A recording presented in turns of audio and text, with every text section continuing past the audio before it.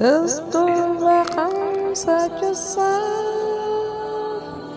fonkal sa réew dina baax. asalaamaaleykum mbokk yi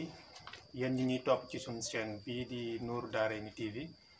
ñu ngi amaat mbégte ak kontaante ñëw di leen présenté waat suñu émission nga xam ne moom mooy njàng mi ak njàngale mi. tey nag ñoo ñëwoon tey di leen présenté benn thème buñ bëgg a waxtaane ci wàllu Covid-19 maanaam mbas mi nga xam ne jaar na fi te ba tey mu ngi fi c'est-à-dire condition ak conséquences yi nga xam ne indi na ko ci wàllum njàng mi depuis l'année dernière c'est-à-dire de l'année scolaire 2019-2020 aussi ak cette année-ci 2020-2021 loolu moom moo taxoon aussi ñu ñëw tey fi nga xam ne moom mooy école élémentaire bu Lenguédié jaaroon nañ fi nag ba waxtaan ci émission bi ñu doon wax ci wàllum baisse de niveau des élèves tey nag ñu ñëwaat fi jëlaat seen directeur bi nga xam ne moom mooy monsieur Touré pour waxtaan ak moom ci wàllu woowu donc monsieur Touré vous avez la parole. asalaamaaleykum donc di leen nuyu ku nekk ci turam ak santam di remercier di rafetlu aussi ci émission bi donc tey comme nu mu ko waxee c'est Souleymane Touré directeur de l'école élémentaire bu Lenguédié donc commune u Badion département wu Médina Yoro Foulah. voilà donc monsieur Touré tey dañoo bëggoon ñu waxtaan ci wàllu situation Covid-19 bi c'est-à-dire yéen Covid-19 bi depuis l'année dernière ba tey ban jafe-jafe la indi ci wàllum njàng meek njàngale mi. waaw Covid-19 bi comme nuñ ko gisee ci monde bi yëpp presque. donc indi na ay jafe-jafe yu bëre ci wàllu njàng meek njàngale mi. parce que d'abord depuis l'année passée comme noo ko waxee année scolaire 2019-2020 dem nañu ba benn instant ñu arrêté woon cours yi depuis le 14 mars 2020 donc ba ñu arrêté cours yi après reprendre nañu encore donc avec seulement les classes d'examen. donc ba ñu reprendre avec les classes d'examen les enfants ont pu faire l'examen mais nag on n'avait pas terminé le programme. en plus yeneen classe intermédiaire yoo xam ne arrêté woon nañu ren ba ñu dellusiwee gis nañu ne vraiment le niveau a baissé waaw parce que la ñu waroon àggali ci programme bele àggaliwuñu ko donc lañ ci waroon a def yëpp defuñu ko donc conséquence bi mooy lii donc les élèves n'ont pas vraiment un niveau boo xam ne mun nañ ko kii daal. voilà donc pour ce qui concerne loolu parce que on a constaté que état bi aussi proposé woon na ay cours yoo xamante ni en ligne lay doon am na ay télévision yoo xamante nii sax doon nañ fa dérouler ay cours pour xale yi mën a continuer seenum jàng ci télévision yooyu noonu est-ce que loolu aussi tamit ànd na ak enseignement bi nga xam ne mu ngi ci seen zone bii nii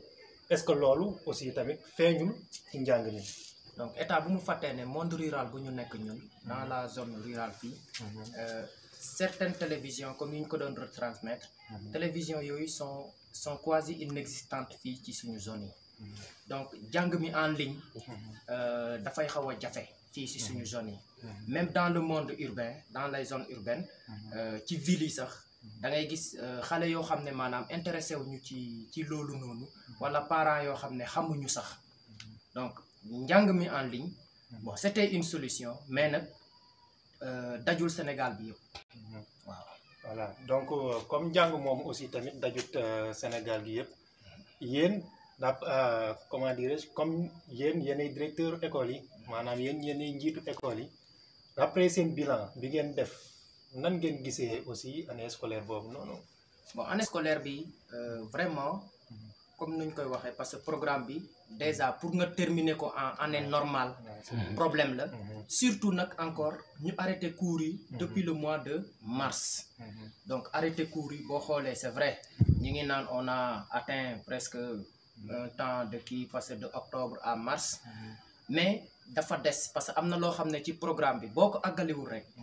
xale bi war a jàll dem classe supérieure dafay am lu muy dese donc surtout loolu donc on aurait aimé que ñu ne ñu par exemple pour cette année ñu tànn élèves ñoo xam ne par exemple ñun les enseignants on sent que élèves yi nii am nañu niveau jàll dem yeneen classes yi ñu jàllale leen mais nag bu ñu ne entre étapes yi surtout pour ñun lu ñu concerné muy école élémentaire bi c'est-à-dire que élève buy jógee par exemple tey CP war a dem C1 mi ngi jóge ci étape 1 war a dem ci étape 2 donc am na loo xam ne pareegu ko ci étape 1 bi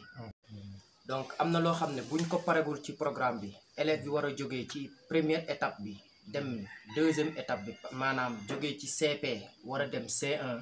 am na loo xam ne ci CP bi première étape bi war na koo àggali su ko àggaliwul nag bàyyi loolu tëb loolu yëpp maanaam dem ci deuxième étape bi malgré révision yi ñu def cette année ci début de l'année bi du ko mun a combler waaw. voilà donc aussi pour loolu constaté nañ aussi que ni examen yi nga xam ne yi fi jot a jaar yëpp examen ren yi moo nekk examen yi gën a baax te pourtant nee nañ enseignement en ligne bi baaxul léegi selon toi loolu lan moo ko waral parce que ñun mënuñu concevoir que dañ daan jàng année scolaire ba année scolaire bi yëpp jeex ñu dem examen ñu xool ay taux de réussite yoo xamante ni peut-être day faible ñu ñëw cette année ci ak li fi jaar lépp ak mbas meek arrêt des cours yooyu yëpp jaar fi ñu constaté que ni examen ren yi taux bi ñu am de réussite surtout au bac musuñu ko am ci Sénégal léegi nag loolu lan moo ko mën a justifier. Donc je dirais que ni peut-être que c'est dû au choix des sujets. Peut-être qu'ils ont choisi les leçons des débuts d'année, des leçons de début d'année, des premiers 3 mois de cours, parce que bon, le sujet au bac ak yooyu maîtriser wu ma ko bu baax. Mais par rapport au CFE aussi, il faut nous comprendre pour le certificat de fin d'études élémentaires, ren le sujet a été aussi vraiment abordable par rapport aux enfants. Mun naa wax ne par exemple, parce que l'examen c'est une étape, surtout à l'élémentaire. C'est tout le cycle, c'est vrai, mais on parle de la 3e étape, le CM1 avec le CM2. Peut-être qu'en 2018-2019, ils ont fait un bon CM1. Donc de ce fait 2019-2020 bi même bu fekkee ne programme bi parewuloon mais fekkoon na par exemple à l'avance ils avaient terminé par exemple ils avaient fait un bon CM1 donc je dirais que peut-être que loolu moo favoriser aussi bon résultat yi ci yenn kii parce que bon résultat yi aussi c'est pas à tous les niveaux peut-être que pourcentage bi baax na mais aussi dans certaines écoles il faut signaler que les résultats ne sont pas aussi fameux. Voilà parce que donc li ñuy constater que mooy ñu ci bari ñi nga xam ne ñu ngi ci mbedd mi li ñuy expliquer mooy état peut-être lu tax arrêté wul woon cours yi pour jéem a def année blanche wala dara li mu doon sóoraale rek mooy que ne examen yi am quel que soit alpha ne examen yi am te buñ constater aussi que ni ñi nga xam ne jàll nañ seen examen dañuy am sax problème mu orientation parce que boo xoolee ren am na ci élèves yu bari yoo xamante nii am nañ seen bac mais ba tey jii kenn orienté wu leen kon donc état li ko soxaloon mooy année blanche bi la doon daw mën nañ wax loolu. waaw mun nañ ko wax ne état li ko soxaloon mooy année blanche bi bañ a am. parce que année blanche bon ñëpp xam nañu conséquence su année blanche. peut-être que état loolu la doon bañ. donc moo tax il a voulu au mois de juin ñu reprendre cours yi. ba élèves yi mun a def seeni examen et c'est vrai hein, le constat est là parce que am na ñu ci bëre ñoo xam ne am nañu examen te orienté wu ñu leen. comme seen proposition de passage yi année bii passée pour mën a ñëw ci année bii nii est-ce que da ngeen a respecté li nga xam ne moom la état joxe wala yéen da ngeen a jël seen propre comment dirais-je seeni propre décision comme par exemple ñu ne ko am moyenne 5 tu passes. boo amee moins de 4 mën nañ la repêcher et cetera est-ce que yéen fourchette bi nga xam ne moom la état bi joxe moom ngeen respecté wala yéen da ngeen def cuisine interne xool nan ngeen di jàllale seeni élèves. waaw c'est vrai que état bi lam ñu wax respecté nañ ko mais parfois dina ci am ñoo xam ne daf lay leer ne même boo leen bëggee jàllale par rapport ak lu état bi wax dafay xaw a métti donc cuisine interne boobu peut-être que du ñàkk. surtout si yenn écoles yi peut-être du ñàkk ak yenn niveau élèves yi du ñàkk waaw mais la état wax moom loolu la ñu respecté waaw. donc aussi pour ce qui concerne les kits sanitaires yi nga xam ne dañoo waxoon ne école bu nekk boo amul sax boo amee benn élément boo xamante ni manqué na am nga droit bañ a continuer say cours est-ce que yéen loolu nga xam ne moom la état waxoon respecté na ko ci seen école wala respecté wu ko. waaw par rapport ak kit sanitaire yi. Les masques étaient là, masques yi ñu ngi fi woon. Les gels étaient là, le lave-main. waaw peut-être que renouveler masques yi moo nekkoon problème bi parce que ak xale yi les masques dafa doon tilim mais bon en tout cas le matériel était là. waaw te ñun aussi bon peut-être que benn avantage bi moo nekkoon on n'avait pas cet effectif pléthorique élèves yi sakkanuñu woon peut-être ci classe bi. Donc on a pu respecter la distanciation physique mais xam nga rek di nga respecter distanciation physique bi ci biir classe bi par rapport ak nu ñuy toogee ak yooyu noonu mais bu ñu génnee donc peut-être day des benn suivi bi boo xam ne à la maison ak yooyu mais li ñu waroon daal ñu ngi koy def lavage de main bi distanciation physique bi port de masque bi loolu daal respecté woon nañ ko ci école bi. D'accord voilà donc monsieur Touré. donc xam naa instant bii nii nag waxtu yi daf ñu xaw a xoj xam naa ni wax dëgg yàlla information yi aussi ak développement idées yi nekk na loo xamante ni aussi tamit lu am importance la ndax permettre na ñoo xamante ni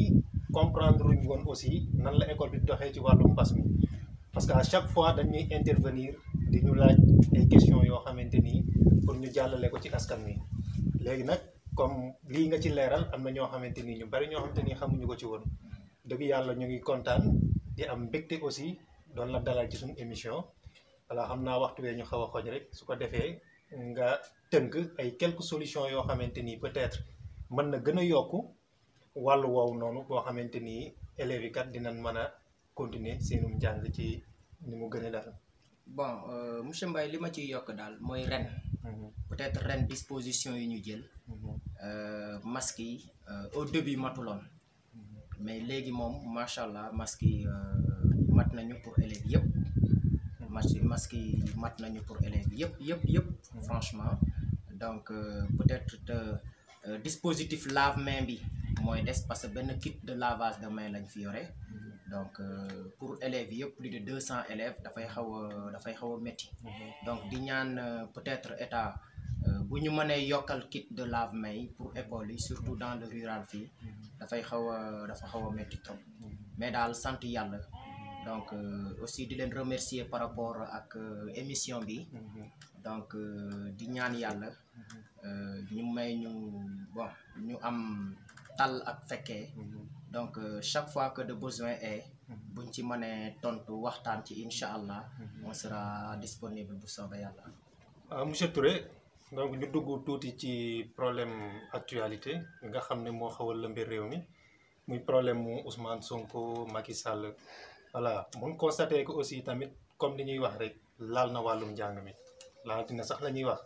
ndax instant yii nii ñu ngi nii arrêté cours yi donc yow loolu lan moo ciy sa xalaat. bon actuellement problème bi Ousmane Sonko Adji Sarr ainsi de suite donc surtout man conseil bu ma am pour jox suma compatriotes yi. peut-être di leen wax ne mun nañoo manifester mun nañoo marche mais nag les édifices publics nañu bàyyi di ko yàq di ko saccager parce que tey bu ñu yàqee école yi wala yàq hôpitaux yi wala yàq yenn marché yeeg yooyu noonu après demain ñun la rek donc am nañu droit marche am nañu droit manifester mais nag nañu bàyyi les édifices publics loo xam ne ñëpp ko moom daal nañ ko bàyyi bañ a yàq waaw nañu marche revendiquer la justice ainsi de suite mais daal nañu bàyyi les édifices publics man daal conseil boobu laa am pour jox la jeunesse waaw. voilà donc merci beaucoup monsieur Touré. ñu ngi am kontante ak mbégte ñëwoon tey di la dalal pour waxtaan ak yow ci thème bii nii ñu doon waxtaanee muy wàllum mbas mi ak tolluwaayu mbas mi donc ñu ngi lay gërëm. di la wax rek nga tàggatoo ndax xam naa temps bi jeex na ba beneen yoon incha allah. waaw xanaa di regretter daal le fait que maanaam dina impacter trop si enseignement apprentissage yi. Franchement parce que déjà ba ñu commencé léegi ñu ngi wax yëfu corona pare gu ñu si problème yi nii déjà ñi ngi dëgg ay communiqué yi wax ne dañuy arrêter cours yi pour une semaine ainsi de suite donc en tout cas daal di ñaan yàlla daal que jàmm dellu si dëkk bi waaw ñun Sénégal dëkku teranga la dëkku jàmm la donc di ñaan yàlla di ñaan kilifa diine yëpp ñu bañ a toog ñu jóg te wax ci ndax ñu dellu si waat si suñu jàmm ba ñu yàgg dund ci Sénégal waaw di leen remercier alhamdulilah jërëjëf. voilà donc mbokk yi ñoo ngi leen di sant di leen gërëm di leen jox di daje ci beneen émission ak beneen thème ak beneen invité incha allah ci suñu chaîne bi nga xam ne mooy Nour Daarayni TV di leen ñaan nag ngeen abonné bës cloche bi ndax lépp luñ mën a dugal aussi ngeen mën cee jot donc ñu ngi leen di sant di leen gërëm incha allah ba beneen yoon ci beneen émission merci. Gëstu nga xam sa cosaan fonkal sa réew